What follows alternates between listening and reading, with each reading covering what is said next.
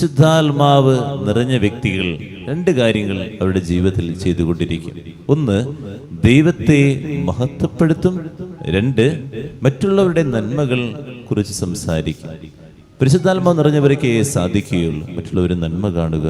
അതുപോലെ തൻ്റെ ജീവിതത്തിൽ ലഭിച്ച അനുഗ്രഹങ്ങള് തുറന്ന മനസ്സോടുകൂടി മനസ്സിലാക്കി നന്ദി പറയുന്ന വ്യക്തികളാവുക.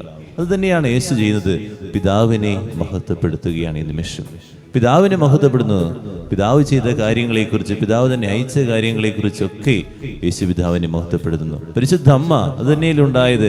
ആത്മാവ് നിറഞ്ഞു കഴിഞ്ഞപ്പോൾ ദൈവത്തെ മഹത്വപ്പെടുത്തി സ്തോത്രഗീതം ആലപിച്ചു. എലിസബത്തും പരിശുദ്ധ അമ്മയും പരസ്പരം കണ്ടു കഴിഞ്ഞപ്പോൾ പരസ്പരം അവർ മഹത്വപ്പെടുത്തുകയാണ്. പരിശുദ്ധാത്മാവ് നിറഞ്ഞ വ്യക്തികളിൽ ഉണ്ടാകുന്ന ഏറ്റവും വലിയ ഗുണവും ഇതൊക്കെ തന്നെയാണ്. അവർ ദൈവത്തെ മഹത്വപ്പെടുത്തും, മറ്റുള്ളവരുടെ നന്മകൾ ഇങ്ങനെ പറഞ്ഞുകൊണ്ടിരിക്കും. നഷ്ടപ്പെട്ടുകൊണ്ടിരിക്കുമ്പോഴാണ് എപ്പോഴും പരാതിയും പരിഭവങ്ങളും പെറുപെറുപ്പും മറ്റുള്ളവരുടെ കുറവുകളും മാത്രമേ നമ്മൾ കണ്ടുകൊണ്ടിരിക്കുകയുള്ളൂ.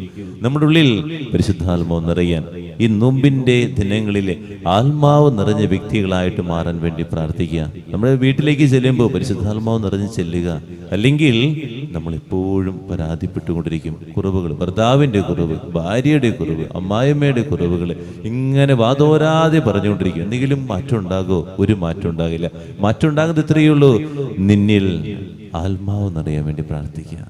ആത്മാവ് നിറഞ്ഞു കഴിയുമ്പോൾ നീ ആ വ്യക്തിയിൽ നല്ലത് കാണാൻ തുടങ്ങും. നല്ലത് കാണാൻ തുടങ്ങുമ്പോൾ സമാധാനം ഉണ്ടാകും. പ്രാർത്ഥിക്കാം.